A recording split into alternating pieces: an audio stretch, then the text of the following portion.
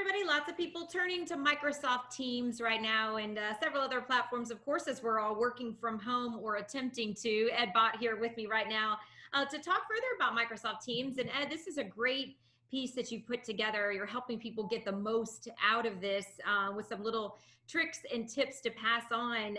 So let's just start from the top here. Some of the things that you're learning and trying to pass on, and we can kind of work down from there.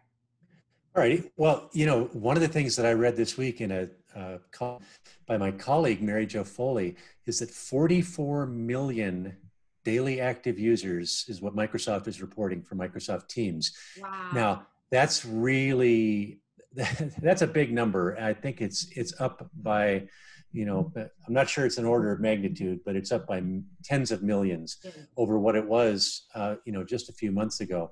So I know there's a lot of people out there who are trying Microsoft Teams for the first time. So I put together this list of tips, and it's a thing, it's pretty easy to get started. You learn a few of the basic themes, and, you can do a video call and a chat and stuff. So I decided to focus on some things that are the kind of little time savers that you can get every day. And instead of telling you about it, what I want to do is use some of the screenshots that I did for the article and show everyone, because I think it works a little better if I can show you what we're talking about here. So we're gonna share my screen here, and I've got a PowerPoint slideshow that has the Teams. We'll start with just the overall Teams interface here. Pretty straightforward. On the left side, you've got this column of icons that indicate the things that you can do in Teams. You can chat, you can make a call, you can work on a shared file, and so on. These are the teams that I've set up in my Teams app, and each one has some channels underneath it. But then over here to the right of that is where content starts to show up, and the content is a little different depending on what you're doing. But there's one thing on this screen that you probably think does one thing, but it actually does two things. And that's the search box here at the top. The search box is also a command line. So if you type the / key in there, the way that I've done here, it shows you every one of the commands that's available for you. And so now, before we started this call today, I typed /busy in there, and it set my status to busy. I didn't have to go find my profile picture and click the little red dot there. I just typed /busy, enter, boom. You can do /chat space and then type a person's name, and you've begun a chat. So mostly it's developers who use the command line, but all of us, no matter what you do, if you use Teams for more than an hour or two a day, you're going to find some commands like these that are going to come in handy. Next up are keyboard shortcuts. And again, there are some keyboard shortcuts here that are extremely useful. Things like, for example, Control+E, that takes you to the search box. If you do Control+1, you go to the activities pane. Control+2, Control+3 takes you to each one of these nodes in the navigation pane on the left. There's a couple of really useful keyboard shortcuts that I think everybody should probably know. One is Control-Shift-M, which mutes or unmutes your microphone. And the other is Control-Shift-O, it's a capital O, to switch the video camera on or off. And we've all got times when we say, somebody's just walked into the room, I want to mute the microphone, Control-Shift-M. By the way, if you want to see the full list of available keyboard shortcuts like I've done here, you can either just press Control period, or if you don't remember that, type / and then the word keys. Okay, next up is in the conversations window, which is the main part of your Teams window. You can think of that as a bulletin board. And each time that you start a new conversation, you do so by typing into the little box. But for those conversations that are on the bulletin board for everyone to see, when you start one out, it's often good to add a subject to it.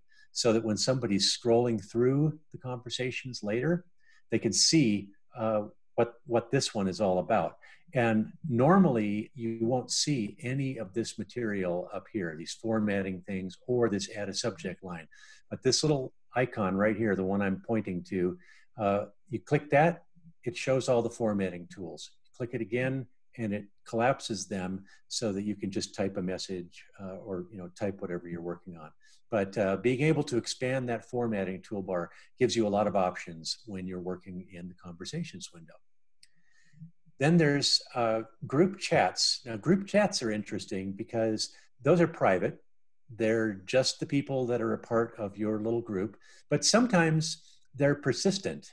So you might have one that you do for work where you're planning an upcoming project.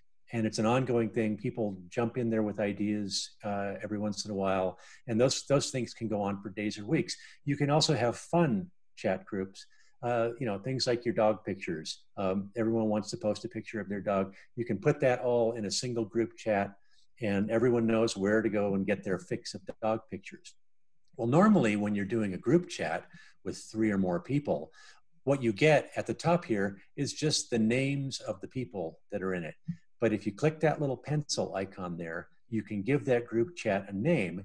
And so that way, when people are scrolling through it, they can see, aha, this is the buyer's guide planning chat, or that's the dog pictures chat. So those are a few of the things you can do just with the keyboard to make life a little bit easier and make yourself a little bit more productive. Yeah, some great tips there, Ed. And when we talk about working from home and working within Microsoft Teams, some of the things we have to keep in mind outside of the keyboard are things that we wouldn't have otherwise known how to do, when it comes to video and being ready in your own home, because there's so many factors, right? People have cats and dogs running through, or kids, or whatever it may be. So, what about videos, privacy, that kind of thing? What can you share on that front? Well, there's one really great feature in Teams when you're doing video calls that allows you to blur your video background, and it's right there on the toolbar that shows up when you're in either a meeting or a video chat. And what you do is you click these little 3 dots here, and that brings up this menu of options. And one of them is blur my background. And once you've done that, what it does is it just takes everything around that's not your face or your torso, and it just blurs it. So if you've got a whiteboard in the background that maybe has some of your plans for the future that you don't really want people in your meeting to see, that's a good thing. Like you say, people might, members of your family might walk into the room, or maybe your office is just a mess. But either way, whatever the reason, this blur my background option is a pretty good one. And speaking of privacy, one thing about Teams is that you can be part of different organizations. So here, we work for CBS Corporation, right? CBS Corporation has a team there. So I'm a guest on one team at CBS Corporation, but this is my main one here. Now I'm signed into the Teams app with the same email address for both of them. So when I want to switch between those 2 organizations, I just go up here in the upper right corner next to my profile picture, and there's a little drop-down list just to the left there, and I click that arrow, and that shows me that I can choose which organization I want to participate in, which teams I'm a part of. Okay. Excellent. Okay. Now, the final part of the tips that I have here is ways to extend Teams to include other types of software. There's a sort of a feeling with a lot of these packages that everyone wants to keep you inside their own walls. But one thing that I've been impressed by when working with Microsoft Teams is that you've got lots and lots of opportunities to expand the package. So shared files with your group are stored in OneDrive for Business, and those just come automatically. They're there with the files icon right here. In addition, you get some personal storage in OneDrive for Business, and the team stuff is in SharePoint. But if you use a different storage, cloud storage service, you can add them to your Teams app, and then you can work with those files in Teams. You can collaborate with your coworkers and other team members there as well. In this screen here, I've added Box and Google Drive, but you can also add Dropbox and ShareFile, Citrix ShareFile, or a SharePoint site from a different organization or a different site than your team. And all you have to do to add one of those external cloud storage services is click that Add Cloud Storage button at the bottom. And then as you can see, in this case, when I click Box here, these are my folders in my personal Box account, and they show up there right there in the Teams window. So I don't have to leave, go open a web page and figure out where my files are, and then figure out how to share them with somebody else. And then finally, there's apps, hundreds and hundreds and hundreds of apps that you can integrate into Teams. So we're having this conversation on Zoom right now. I could have a meeting with somebody else using Teams here, and I could switch back and forth with them by adding Zoom directly into Teams. I could also add Cisco WebEx meetings in there if I want to. You just click up here in the top box and search for the service that you want to add. I've got Adobe Creative Cloud attached to my copy of the Teams app. You can add Evernote if you prefer Evernote. If you've got years of history in that one instead of in OneNote, you can add those. But it's really worth going through this entire list to see what sort of third-party apps are available to you, and and adding them to it to just make Teams richer and more powerful. And that's pretty much it. That's the entire collection of tips that I've got. Excellent. Well, thank you for walking us through, and it certainly makes a difference when you can actually do that with that shared screen like you use there. And Ed, we did, we're wrapping up here. I just want to make sure I note this. We did had a little discussion like this last week about a great article that you put together and talking about the services through Microsoft Teams and what's free. And I think really opened a lot of people's eyes to all of that. Do you feel like in general, people are catching on? I mean, this is pretty user-friendly, wouldn't you say? Yeah, I've had some pretty good feedback on it. It's one of those things where if you're coming at it from another service, like if you've been a Slack user or you've used Zoom or WebEx or something like that, there's a little bit of a learning curve where you have to figure, oh, the way that I did it in Slack was this, but the way that I do it in Teams is that.